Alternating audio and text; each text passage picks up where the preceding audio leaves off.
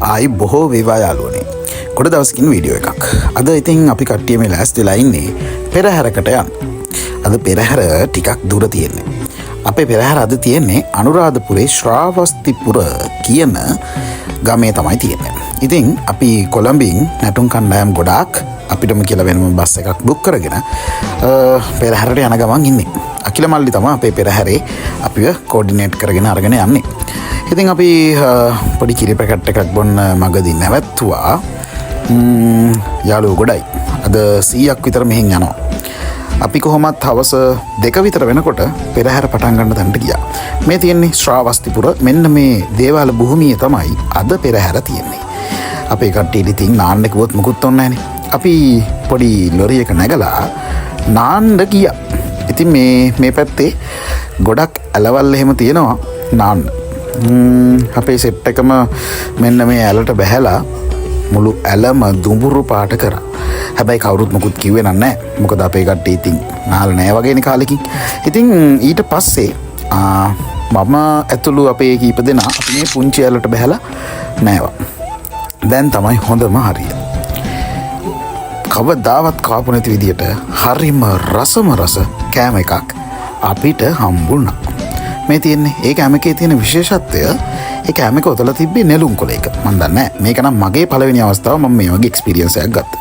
හරිම රසයි. ඊට පස්සේ අපේ නර්තන ශිල්පීන් ටික ඔන්න දැන් හිමින් ලෑස්ති වෙනවා පෙරහැරට. කියන්න බැරි වුණා. මං අද ඇවිල්ලා තියෙන්නේ නටන්නවත් බෙර ගන්නවත් නෙවෙයි. මං අද ආවේ පෙරහැරේ විස්තර කතනය කරන්න තමයි මම අද පෙරහැරට සම්බන්ධ වුණේ. ඒක නිසායි මම ෂර්ට් එකක් විසරම කියඳගත්තේ. ඉතින් දැන් හවස වෙලාව 5ට විතර ඇති. පෙරහැර පටන් ගන්නවා කියලා තිබ්බේ 7ට. ඉතින් හිමීට ලෑස්ති වුණා. මොකද හවස පොඩි අනවුන්ස්මන්ට් කීපයකුත් දෙන්න වුණා.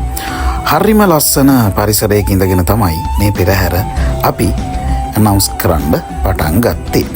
ඉතින් මෙන්න මේ විදිහට අලි ගැන විස්තර ගොඩාක් මට කියන්න හම්බුණා. අනේ මතක් කරන්න ඕනි නිමේෂ් අයියා තමයි මට මේ පෙරහැරවල් වලට යනකොට මේ අලි ගැන ගොඩාක් විස්තර මට කියන්නේ. නිමේෂ් අයියව මම ඇත්තටම ගෞරවයෙන් මතක් කරන්න ඕනි. දැන් ඔන්න නැට්ටුවෝ සහ අලියතුන් සියලුම දෙනා සූදානම් වෙලා ඉන්නේ පෙරහැරේ යන්න. වාහනෙත් පොඩ්ඩක් යන්න සිද්ධ වුණා නැගලා පොඩි අනවුන්ස්මන්ට් කීපයක් දෙන්න. ඉතින් හරිම ලස්සන පෙරහැරක්. හරිම ලස්සනයි. අලියතුන් ගොඩාක් හිටියා. අන්තිමට මේ අපේ නැට්ටුවෝ ටික පුදුම ලස්සනට ඒගොල්ලන්ගේ පිනුම් කරණම් මාලක්කම් ගොඩාක් දේවල් ඉදිරිපත් කරා. මේ ඉන්නේ අපේ සුද්දා. ඉතින් අපේ යාළුවෝ ටිකත් එක්ක ගොඩ දවසකට පස්සේ ගොඩක් කලාකාරයෝ හම්බුණා. 100 දෙනෙක් විතර අපේ කලාකාරයෝ ඇවිල්ලා හිටියා අපේ පෙරහැරට. හරිම ලස්සන, හරිම සුන්දර අත්දැකීමක්. ඉතින් මිනිස්සු ගොඩාක් ආදරෙන් ආසාවෙන් බැලුවා අපේ නැට්ටුවන්ගේ, අපේ වෙස් නර්තන ශිල්පීන්ගේ දස්කම්. ඊට පස්සේ අපි එහෙමම උදේ ආවා. ඒවැ වීඩියෝස් නැහැ. අපි උදේ 6:00 විතර වෙනකොට බැහැගත්තා අපේ බඩු ටිකත් අරගෙන. ඉතින් ඔහොම තමයි අපේ කතන්දරේ උනේ. තවත් අලුත් වීඩියෝ එකකින් හම්බෙමු. ඔයාලා හැමෝටම අයිබෝ වේවා.